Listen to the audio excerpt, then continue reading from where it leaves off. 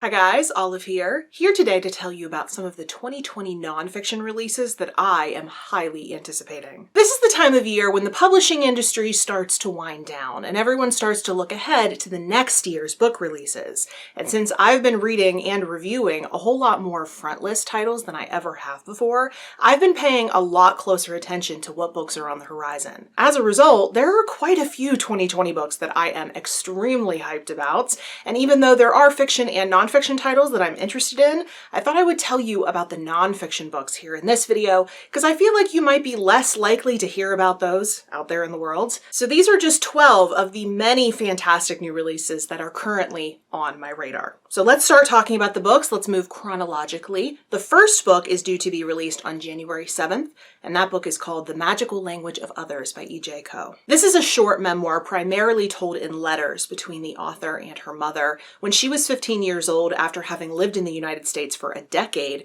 her parents decide to move back to South Korea in order to pursue a really amazing job opportunity.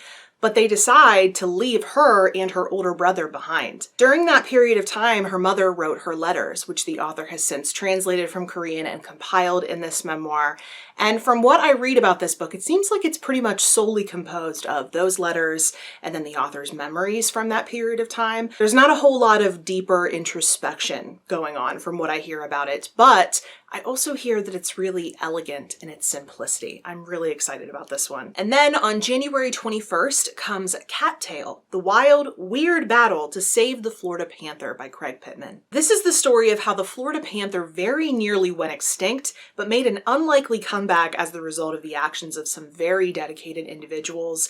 If you know anything about me, you know I like bright colors and nature nonfiction. And with this one serving both, it definitely caught my attention. Moving on to February, we have Seduction, A History from the Enlightenment to the Present by Clement Knox. This is a historical and cultural study of the art of seduction, right in time for Valentine's Day, since it is due to be released on February 4th. It discusses this topic through case studies, so the Garden of Eden to the sexual revolution and beyond. It sounds extremely saucy, and it also sounds like it's going to pair very well with some romance novels in February. One that I am hotly anticipating is The Falcon Thief, a true tale of adventure, treachery, and the hunt for the perfect bird by Joshua Hammer. This story begins in 2010 when an Irish man was apprehended at a British airport and was found to have peregrine falcon eggs securely strapped to his body. From this story, two parallel tales are revealed, that of smugglers trading in rare falcons, and oppositely of wildlife crime detectives who are struggling to keep these birds safe.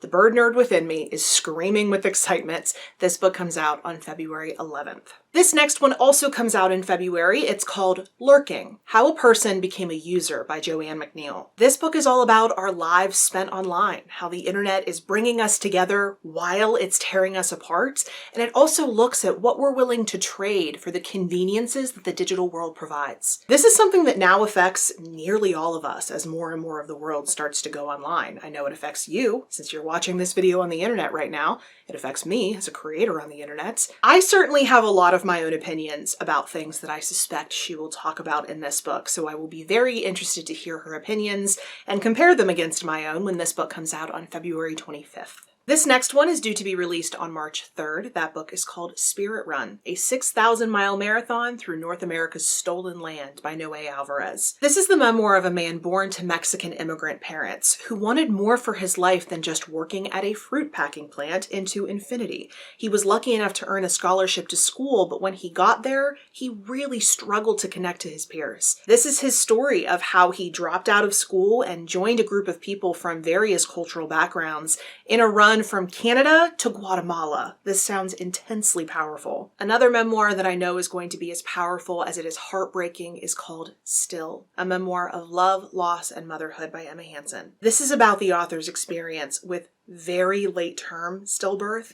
She was 39 weeks and 6 days pregnant when she noticed that her baby was no longer moving. She still had to go through the agonizing experience of delivering this baby, knowing full well that she wasn't going to get to raise him as she had been expecting and anticipating. When she shared her story online in an essay, it unexpectedly went viral. She received messages of support, but also stories of similar experiences, since stillbirth is something that more than 2 million women go through every single year. I know this is going to be a hard one given the subject matter, but I think it is going to make for an incredible read. It's going to be released on April 4th. And then on April 21st comes Be My Guest, Reflections on Food, Community, and the Meaning of Generosity by Priya Basil. This one is for all the food writing lovers out there. I am a part of that group for sure. In this book, though, it seems like the food writing is going to be more in the context of hospitality, what it means to tend to others as a host and what it means to be tended as a guest, how offering food to someone is used to express love and support. This one sounds like a giant hug in book form. It is probably going to inspire me to start planning another dinner party. Next up in May, we have 2 releases on the same day. That rhymed. Both of these come out on May 5th. The first one is The Bird Way: How Birds Talk, Work, Play, Parent, and Think by Jennifer Ackerman. You may recognize this author's name. She wrote the extremely popular book, The Genius of Birds, back in 2016. But this is her new book on our avian friends that specifically looks at how their brains are wired and how it differs from the way a mammal brain is set up. She looks at some bird behaviors that we, as humans, may find baffling in order to demonstrate her points. I did really enjoy The Genius of Birds, so I am really looking forward to this one. It seems like they're releasing it right in time for Mother's Day. And the other Cinco de Mayo release is called In Praise of Paths: Walking Through Time and Nature by Torbjorn Ekelund. Major points to this author for having an extremely metal name. The author of this book was diagnosed with epilepsy, and he had to give up driving due to his condition.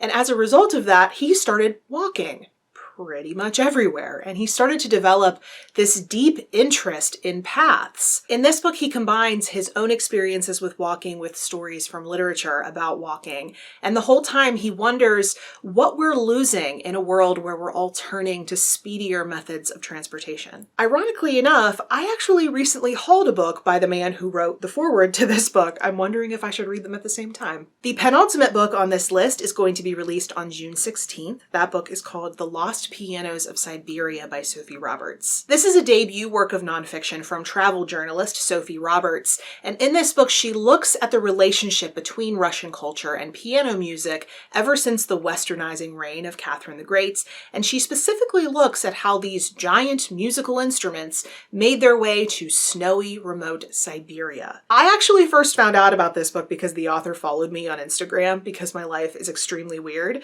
but I'm happy she did so because it seems like we have a lot of common interests. I cannot wait to read her book, and also I highly recommend her Instagram. And then last, but certainly not least, is a new release from Helen Macdonald. It is her first book since H is for Hawk. It's coming out on August 11th, and it is called Vesper Flights. This is an essay collection that contains some previously published pieces as well as some new work from Helen Macdonald, and it is all about the human relationship with the natural worlds. I love Helen Macdonald. I recently declared H is for Hawk my all-time favorite nonfiction book in the Nonfiction on BookTube tag, so I am going to be all over this one. So those were the 12 2020 nonfiction releases that I am most excited about. Please let me know in the comment section below if any of these are of interest to you, or if there are any nonfiction releases in 2020 that you are excited about that I didn't mention here. I would love to hear about those. Links to all of the books that I mentioned in this video will be in the description box below in case you want to add any of these to your wish list, or if you would like to pre-order. And links to all of my social media profiles are down there as well in case you would like to connect with me elsewhere. Thank you so much for watching. I hope you're having a wonderful day, and I will see you in the next video. Bye.